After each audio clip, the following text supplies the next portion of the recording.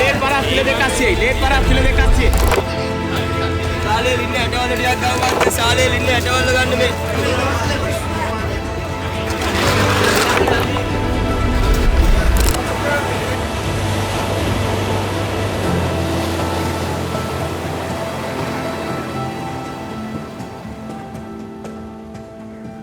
එදා මූදට ගිය අතරමාරට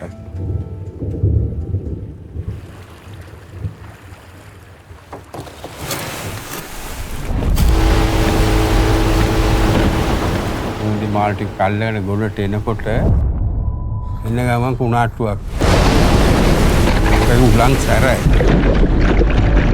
මාගෙට එනකොට අංජිම පොඩි සද්දයක් වුණා මං නිකන් හිටියා ආයිර වුණා මට ඒ කුණාට්ටුව කියලා පේන්නේ නැහැ. කොහොමද එන්ජින් ස්ටාර්ට් කරන්න ඕන? බෑ ඉන්නේ. ඕට්ටු පිරලින්ද යනවා දැන්. උන්න මෙන්න ඉන්නකොට අන්න පිරලුණා පාර පැන්නවා. පැනලා විනාඩි 5ක් විතර කුමාරි නූදේ සටනක් කෙරුවා.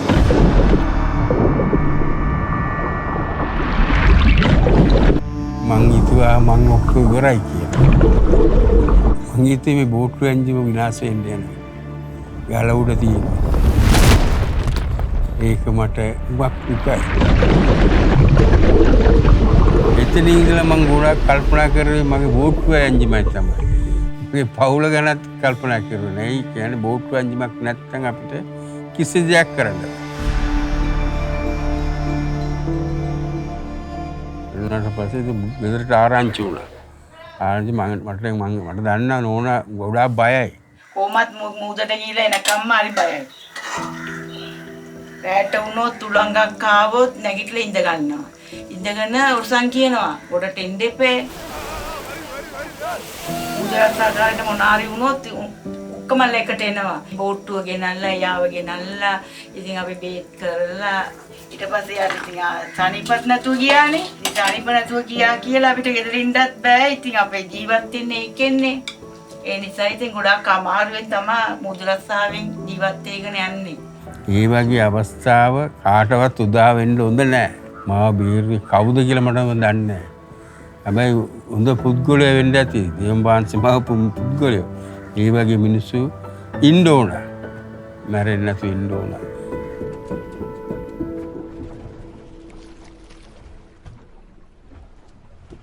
අපේ හොඳම විතරම යාළුවෙක් අයිවන් කියන්නේ.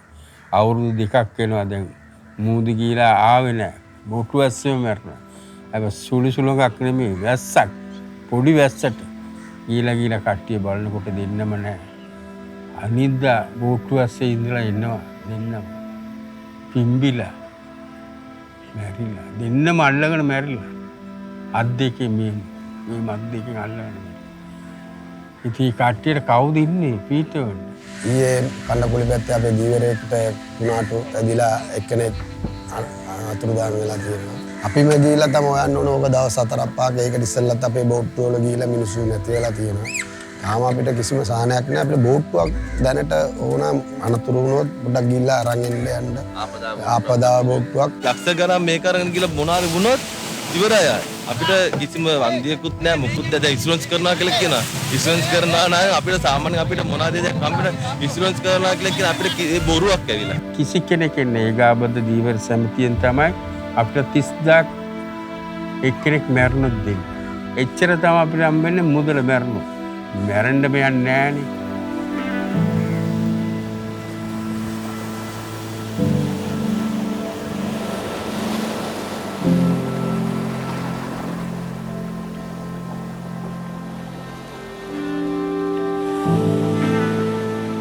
ගොඩාක් කට්ටිය රස්සාවට යන්නේ කණ්ඩ නැතුව ඉන්නවා. පෙන්නන්නේ නැහැ. මේක එකක් තමයි මේ දීවරෙන්ගේ කවුරුත් පෙන්නන්නේ අපිට අද කණ්ඩ නැහැ කියලා. මම කොහොමත් රස්සා කරන්න ගද්දී අපේ ගෙවල් වලට කොහොමත් මේ 15000කට ඉක්කොත් රුපියල් 8000ක් 9000ක් හරි ගෙදර ගෙනියන තත්ත්වය තමයි අපි තිබ්බේ. එතකොට අපේ ආදායම වැඩි. දැන් මේ අවුරුදු 3ක් 4ක් තිස්සේ ඉතින් අපේ ආදායම කියන්නේ 15000ට වික්කත් රුපියල් 500ක්වත් ගෙදරට ගෙනියන්නේ නැහැ. රුපියල් 5000ක් 6000ක් අපි දවසකට තෙල් වීදම තියන්න ඕන. එතකොට අපි රස්සාවට ගිහිලා ආවිලා ඒකට මාළු මොනවාරි යවුනොත් තමයි ඒක කව කරාගෙන අපිට රස්සාවට ඊළඟ දවසකට රජින්න යන්න පුළුවන්. ඒකට මේ ගල්ගස්සල එක්කනට ආයේ දැල් ඇදලා දාන දිනායට බෝට්ටුව දිනායට ඒ සල්ලි ඔක්කොම දීලට අපි අරන් යන්නේ චොච්චම අරන් යන්නේ. ඒ දැලක් අත්තම රුපියල් 28යි. ඉස්සර තිබුණේ 15000යි දැන් 28යි දැලක් නෙවෙයි. බෝට්ටුවක් ගන්න ගියොත් ලක්ෂ 6ක් අතක් යනවා. එන්ජින් එක දැන් ලක්ෂ 10ක් වෙනවා. එතකොට අපිට එක දැල් කුට්ටමකුයි බෝට්ටුවකුයි එන්ජිමකුයි සාමාන්‍ය මිනිස්සු ගන්න ලක්ෂ 20ක් එයා යට කරන්න ඕන. එතකොට මේ ලක්ෂ 20 එයා ඒක අවුරුද්දකින් හොයන්න පුළුවන්ද මාසෙකින් හොයන්න පුළුවන්ද නෑ. එයා ඒක රෝල තමයි යන්නේ. එයාගේ බඩු තියන්න ඕන, නැත්තම් ගිඩන් ඔප්පුවක් තියන්න ඕන, නැත්තම් ලෝන් එකක් ගන්න ඕන. ඒක තමයි අමාරු ගොඩක්. ඒක තමයි රස්තා කරලා යනවා ඉතින් මොනවද කරන්නේ අපි නිකන් ඉඳද්ද අපිට.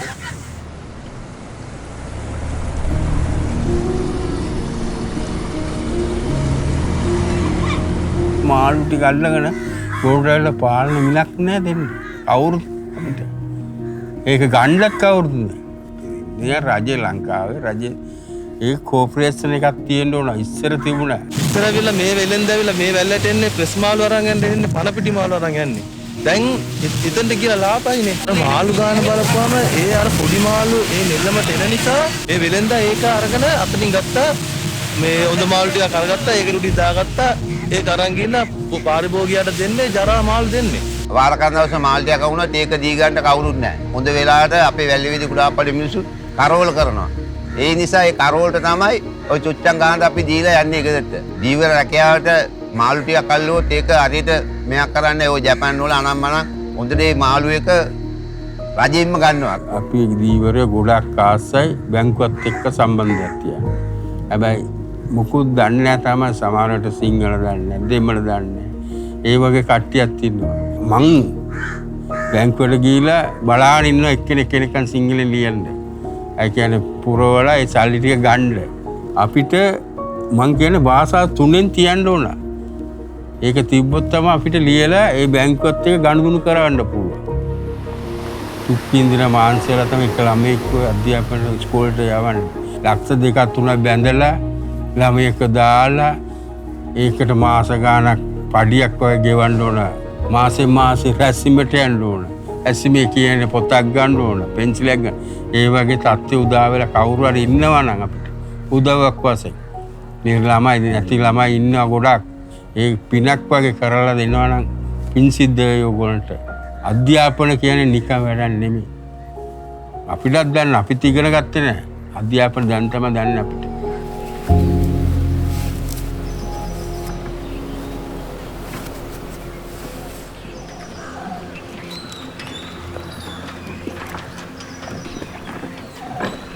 මෙතන දැන් අවුරස්නේ වැඩි. මේ බලන්න මේ සාරිපොටවල් මේ බෙස්සිට් දාගෙන අපි වෙල්ලේ මාරු බේරන්නේ. දැන් මේකේ යාරයක් ගන්න ගියොත් රුපියල් 300ක් 400ක් යනවා. එතකොට මෙතන මේ කෑල්ලට විතරක් යන අපිට 5000ක් විතර. එතකොට මේක මාසයක්වත් පාවිච්චි කරන්න බෑ. අවුවේ සරට හොඳ වතුර කියන වැස්සක් ඇස්ස ගෑම්ම අපිට සතියකින් ඕක ඉවරයි. ඉදිරියපත් වෙලා යනවා. ඉතින් මේක අපි කියන්නේ මාසයකට 4000ක් යට කරන තරමට දැන් දීවිරුවේ නෑ. එතකොට අපි දවසම ගෙවන්නේ මෙතන. දැල් මානවා අවසර මූදිය යනවා පාන්දර මූදිය යනවා මහදවාලේ මේ මාළු බේරනවා. අපි සාධාරණයක් ඉල්ලන්නේ අපි දැල්පන්න මාන්න දැල්පන්න අලුත් කරගන්න බෝට්ටුව ලස්සනට ගොඩ දාලා බෝට්ටුවේ ඉඳගෙන දැල්පන්න බේර ගන්නයි මාළු ටික තැම්බෙන්නේ නැතුව ලස්සනට මාළු ටික වෙළඳාමට යවන්නයි තමයි පිල්ලන්නේ. අපි මේ පේනවානේ රස්නේ ඒගොල්ලෝ AC කාමරවල ඉන්නේ ඔක්කොමල්ලා. දීවරයාගේ දුක තේරෙන්නේ නැහැ. AC කාමරේ ඉන්න උන්ට තේරෙන්නේ නැහැ. එළියට ඇවිල්ලා බැලලා මූදේ වැරලේ දීගේ පොඩ්ඩක් ඉඳලා බලන්න ඕන. මූදට ගියාම රස්සා කරලා රැකයක් කරලා ආවිලා නිදාසේ පොඩ්ඩක් අපි කැමටයක් කන්න කාකෝ රෙනවා. කාකෝ රෙනවා අපි කනවා ඒ කැමත් කන්න වෙලාදී නයි ඒ විසි කරලා ආයෙ ගන්න සල්ලි නැහැ නේ මිනිස්සු ළඟ. දැන් මොනාරි මේ හොඳ දෙයක් කරන්න කවුරු හරි ආවොත් දෙන්නේ තුන් දෙනෙක් දුවගෙන එනවා. ඒක කරන්න එපා මේක කරන්න එපා කියලා අයිකුවොත් දැන් අවුරුදු 18ක් විතර මම තාමත් අපි අවුවේ තමයි ඉන්නේ වේලෙන්නේ. උදේ 8ට මේ ගොඩාවත් අවුවේ ඉඳගෙන තමයි අපි ගෙදර යන්නේ. අයිකුවොත් එවනක් අපි දැකලා නැහැ මෙච්චර කාලෙකට. සාමාන්‍ය දී බලන්න කිව්වේ මෙතන මේ දැල් බේරනවානේ. දැල් මහනවා. දැන් මේ ගලන්ගේ ඉසට එවනක් තිබුණොත් ලෙඩ රෝග වලට කොච්චර මේ පොඩ්ඩක් කර සහනක් තියෙනවද?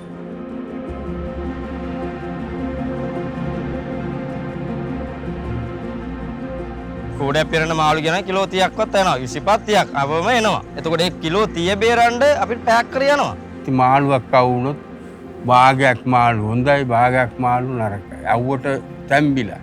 ඉතින් ඒ කට්ටිය මිනිසුන්ට දෙන්නේ කණ්ඩනේ 200ට දෙන්නේ මාළුව 50ට දෙන්නේ. ඉතින් ඉවරයි අපි. ඒ මේ කෑමට අරන් යන මිනිස්සු අසනීප වෙලා සාප කරත් කාර්යයට එන්නේ. මේ අධිකාරියට එන්නේ නැහනේ. එතකොට අපි කුණු මාළු දෙනවා කියලා කියනවා. මේ තොටුපළේ මාළු ගන්න හොඳ නැහැ කියලා කියනවා. එතකොට කාගේ පිටද වැරද්ද?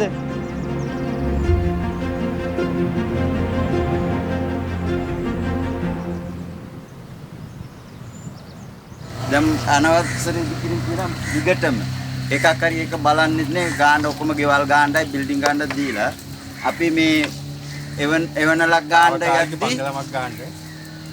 ඒකේ අවසර දෙන්නේ. මේක ඉදි කරලා තියෙනවනේ ඔක්කොම. ඒ ඔක්කොම උනාද මාටිය පාර ලක්ෂයයි 50යි ඕම අරගෙන තමයි මේ කලප පුරවල ඔක්කොම බැඳලා තියෙන්නේ. දැන් මීගම කලප ඉස්සර මේවද? කොච්චර විශාලද? දැන් බෝට්ටුවක් එන්න පුරන් තරමම තියෙන්නේ.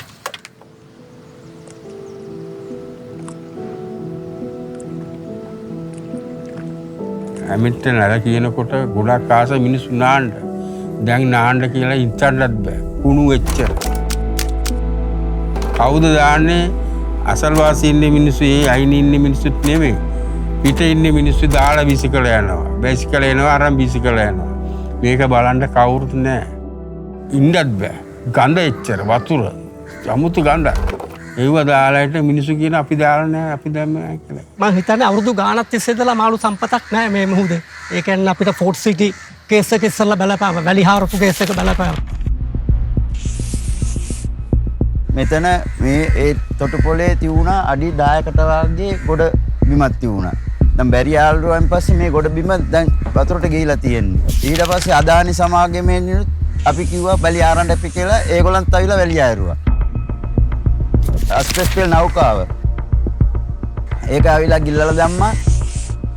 ඒක මාස 6කට අපිට දීමනාවක් දෙනවා කිව්වා. ඒකෙන් අපිට හම්බුනේ චොච්චපත් තමයි දීවරයක් කිව්වපාම අම්මිනියම දීවරේ නෙවෙයිනේ. බෝට්ටුකාරයත් දෙන්න ඕන සල්ලි පොඩ්ඩක් දීලා අනිත් නිකන් ඉන්න කට්ටියට වැඩියෙන් හම්බෙලා තියෙනවා. මිලියන 8යි ගාණක් දෙනවා කියලා මේ පොරොන්දු වෙලා තියෙනවා කිව්වා සිංගප්පූරු සමාගමේ. තාම රජයට දීලාද නැද්ද කියලා අපි දන්නේ නැහැ. දීවර කවුරුත් දන්නේ. දීවර සමිතිය වල කවුරුත් දන්නේ නැහැ. අවුරුදු 3ක පස්සේ තමයි නව යතනින් ඉවත් කරේ. තාමත් ඒ කොටස් ඒකෙන් තියෙනවා කැන්ඩන ඔක්කොම මූදේ තාමත් තියෙනවා. තාම අපිට එතනට ගිහලා ගෑවොත් කුණුයි රොඩුයි තමයි වැටෙන්නේ බං. ඉස්සර එහෙම තිබුණේ නැහනේ. දැන් මෙතන මාළුවක්වත් බයින්නේ.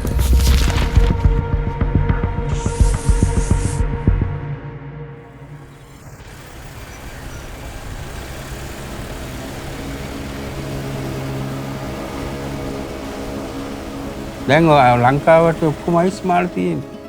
ඒකම ප්‍රෝචනයක් නැහැ. සාමාන්‍යයන්ට හොඳ විටමිනයක් නැහැ. ડોක්ටර්ලා තමයි දැන් කියන්නේ ළමයිට ගොඩක් මන්දපෝසය. ඒ කියන්නේ විටමින් අඩුයි.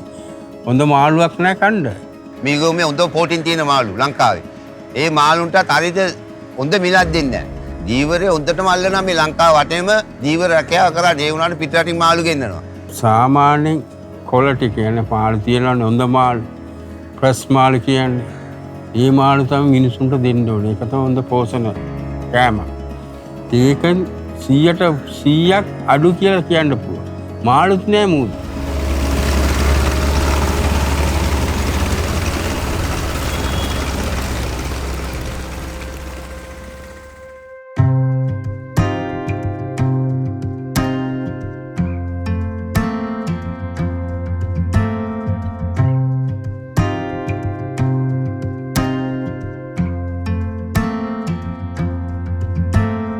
ජනගහනෙන් බලන්න ගියොත් දීවරය නැති වෙනවා. දැන් පරම්පරාවක් එනවනේ පස්සේ මූදු රැකියාව කරන්නේ නැහැ. මූදු රසාව බෑ වැඩක් නැහැ කියන. හැම වෙලේම කියන වැඩක්. වෙන රැකියාවට යන්නේ නැහැ. මූදු රසාවෙන් දිනු වෙන්නත් බෑ. ගයක් ගන්න බෑ. ඉස්සර හිටිය මිනිස්සු කොහොම හරි ගයක් ගාවත්. දැන් ඉන්න මිනිස්සුන්ට කණ්ඩත් නැති වෙන්නේ. කණ්ඩ නැති වෙන ගමන මට මූද නිකන් එපා වුණා වගේ. දුකක් හිතුණා. දීව මේ යාළුවත් ගියා මැරලා. කොහොමත් ඒ මගේ තමයි. ගොඩාක් කටි මූදේ මැරුණා. එකේ දෙන්නෙක් නෙමෙයි. අයිමල්ලා විතරක් නෙමෙයි. ඒ වගේ ගොඩාක් කට්ටිය. ඉතින් එච්චර තමයි දවස් 3ක් තියෙනවා මූදේ ඉතින් බලනවා. ඉතින් ආයෙත් මූදට යනවා. ඉතින් රැකියාවකනේ අපි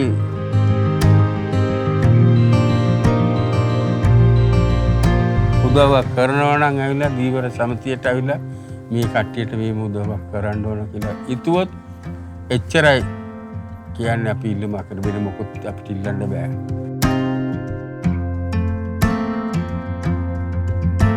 මම මූදට ගොඩක් බයයි. ඒත් මූදු රස අත්හරින්න. මාළු අල්ලන්න ආසාවක් තමයි. ඒ ආසාව තමයි මූදු රසාව කියන්නේ. මූදට යන්න ආසයි. මාළු අල්ලන්න ආසයි. හැබැයි ලැබෙන්නේ නැහැ.